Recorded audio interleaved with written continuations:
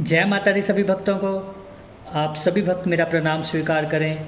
स्वागत करता हूं आप सबका आपके अपने YouTube चैनल स्पिरिचुअल मोटिवेशन में। आज हम बात करेंगे कि नाम जपने से क्या फ़ायदा होता है।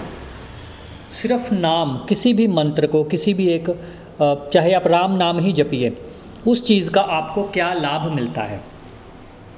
देखिए, जब आप लगातार एक काम को करते रहते हैं, जब आप लगातार नाम जपते रहते हैं, चाहे आप किसी सिद्धि के लिए, चाहे आपका कोई मंतव्य नहीं है, कोई लक्ष्य नहीं है, आप सिर्फ खुला नाम जाप कर रहे हो, उसका भी भगवान आपको फल देता है।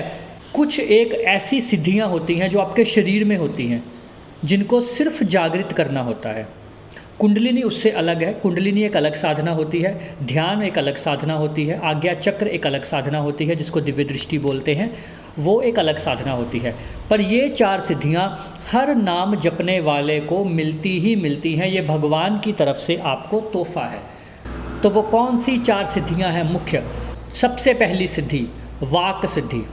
आपके वचनों की सिद्धि हो जाती है। जब आप लगातार निरंतर एक नाम, भगवान का नाम जपते रहते हो तो आपकी वाक सिद्धि हो जाती है।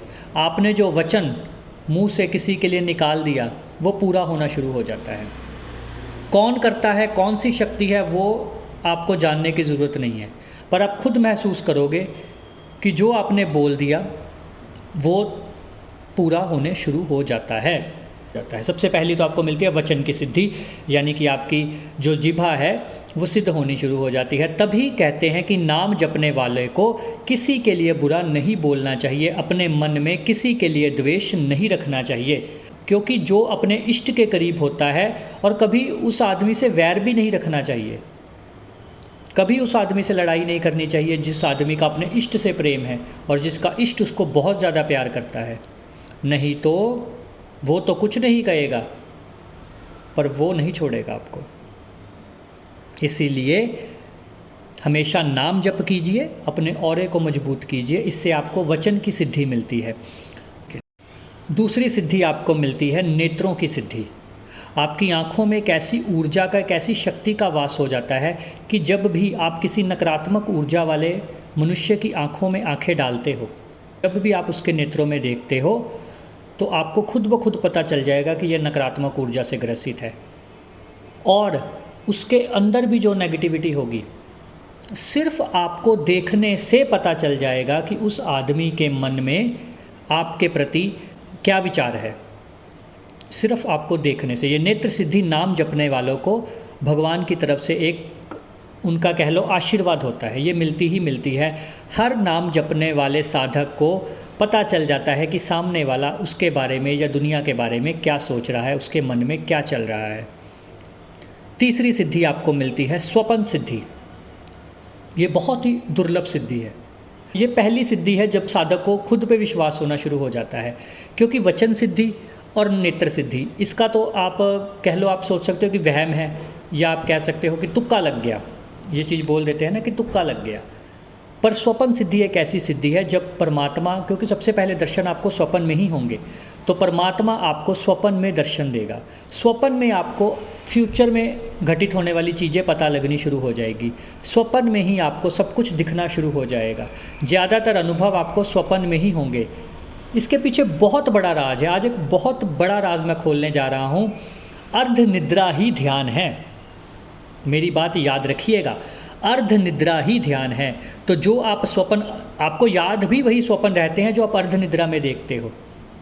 सुबह के टाइम, जो सुबह के टाइम अर्ध निद्रा होती है ना, ब्रह्म मुहूर्त में जो आप सुबह स्वप्न देखते हो, तो वही आपको याद रहते हैं कुछ कुछ। तो अर्ध निद्रा ही ध्यान है। उस समय आप एक तरह से, आपका सूक्ष्म शरीर जब आप जाप करते हो तो वो खुद ब खुद ध्यान में चला जाता है।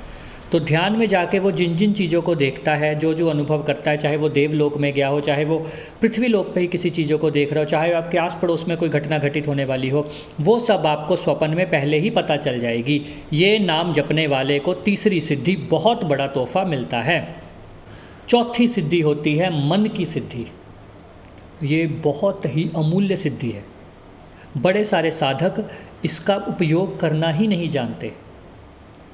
मन की सिद्धि, आप कहीं भी बैठे हो, कहीं भी, इसके लिए आपको कुछ अलग नहीं करना पड़ता। कहीं भी बैठे हो, जिस भी मंत्र का आप जाप कर रहे हो लगातार काफ़ी समय से, आपने उस मंत्र का जाप शुरू कर देना है। आपके मन की तरंग खुद ब खुद शक्ति पकड़ेगी और आपको पता लगना शुरू हो जाएगा कि कौन सी बाधा है सामने वाले को। आपके मन में खुद आ जाएगा, आपको कुछ भी करने की ज़रूरत नहीं है। आपने सिर्फ अपने मंत्र का जाप करना है और पूरा ध्यान अपने मन को दे देना है। जो भी आपके मन में आ रहा है वो बोल देना है। ये नाम जपने वाले को भगवान की कृपा मिलती है, ये सिद्धि होती है। तो 4 सिद्धियां मैंने आपको बताई। पहली है वाक सिद्धि यानी कि वचन सिद्धि, दूसरी है नेत्र सिद्धि, तीसरी स्वपन सिद्धि, चौथी है मन की सिद्धि। ये 4 सिद्धियां हर नाम जपने वाले को, चाहे उसने कोई साधना की हो, उसका कोई गुरु हो चाहे ना हो, वो किस इष्ट की पूजा कर रहा है, इससे कोई फ़र्क नहीं पड़ता।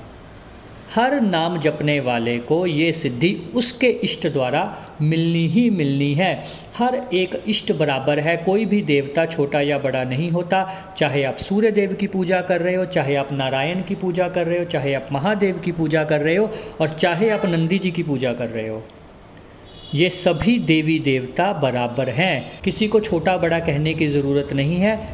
अपने मन से अपने इष्ट को ध्याकर, उसको भगवान मानकर और परम मानकर पूजा करते रहिए, नाम जपते रहिए। जय माता दी, जय माता दी, जय माता दी।